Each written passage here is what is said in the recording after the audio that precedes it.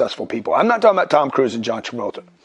I'm talking about businessmen that you don't know that are studying the Church of Scientology's L. Ron Hubbard's courses.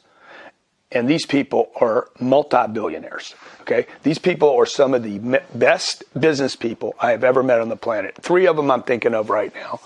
It's not for me to use their names, but the first Scientologist I did meet, not a billionaire, he was the #1 bond trader. He was married to a girl I dated. He was the #1 bond trader in the United States of America, studying Scientology.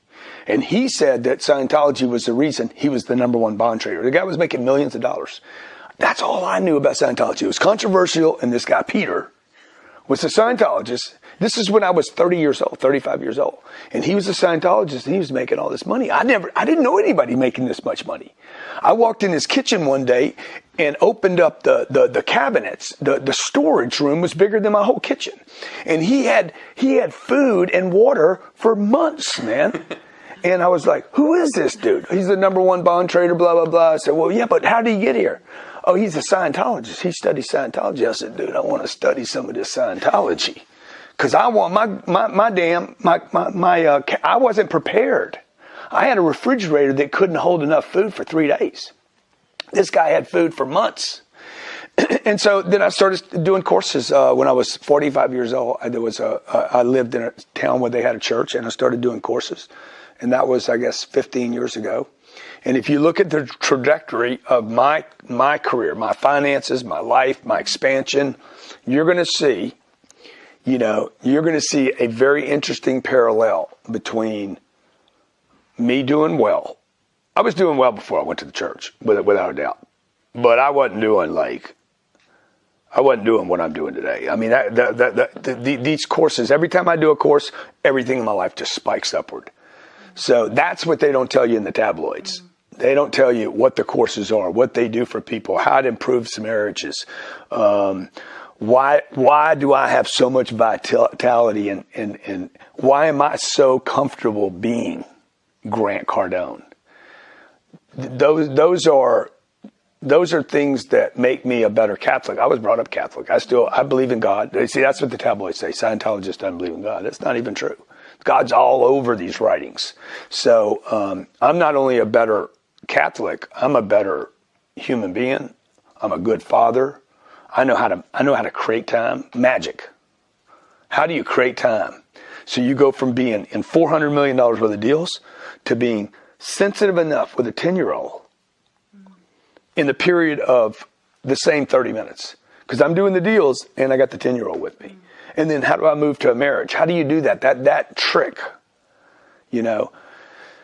How do you control things from a distance? These are courses that you can do, How do you handle stress?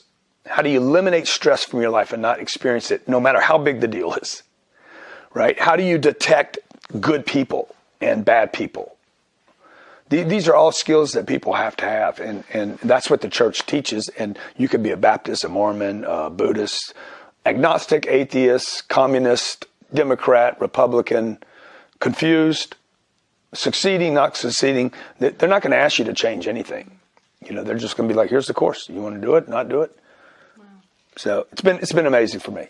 That's phenomenal to hear. And I think it's a testament to what the church does and the courses they provide, because like you said, you're living proof of it. Dude, I did a course there for $40. It was on statistics. And that course, there's a green book, and I don't go anywhere without that green book. That green book is my Bible. I know what I'm supposed to do at all times, right? When things are working, I go in that book and I know what I'm supposed to do. It tells me exactly what I should be doing right then. Things go down, I know what I'm supposed to be doing. It could be in my physical life. I started working out about 11 months ago. It was because of the information in that book. My body was starting to break down. So I put my body on a graph. And basically I'm like, okay, what have I been doing with my body? Nothing. I was in non-existence. As a spiritual being, I was in non-existence with my physical unit. And the physical unit was starting to scream. Ankles hurting, knees hurting, hips hurting, lower back bothering me. All these things that you're just getting old. No, dude, I was out of communication. I was non-existent with my body. The graph went literally vertically down. A downward graph like that, it means I have no attention on that particular thing, right? And so the book tells you what to do to get back into communication with that thing you want so you can raise a graph, any graph. Physical, marriage, money, time, employees. I had 4 employees 15 years ago. We'll probably crack 400 employees this year. Wow. Across all the businesses. So you can't buy time with 4 employees. You can with 400. And then the question is, once you got the data, then you're like, yeah, but do you have the courage? So I've done courses there on how to eliminate fear from my life so I could actually lean into the opportunity, spend the money. So, man, I just can't, I'm not here to promote them. I don't talk about them unless somebody brings it up. I'm not here. The Church of Scientology is they're expanding without my help. So I'm just a testament to the court, when applied the data, and my life got better. That's all I know. I wouldn't have Elena if it wasn't for it. I wouldn't be in a marriage if it wasn't for that. I couldn't keep a relationship. And when I did, I always picked the wrong person, dude. That's that course I did on picking people, right? I kept picking the hot chick that was a freaking psycho. And the sex was great. But she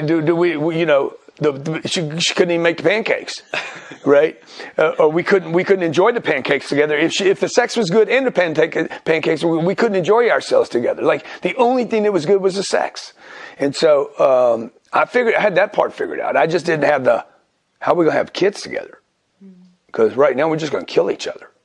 So every single area of my life, from my physical well-being, stress, getting rid of fear, having confidence to put on an event with 35,000 people. Dude, to put an event on, to spend $10 million and not know if anybody's going to show up. That's one of the most difficult things I've ever done in my life.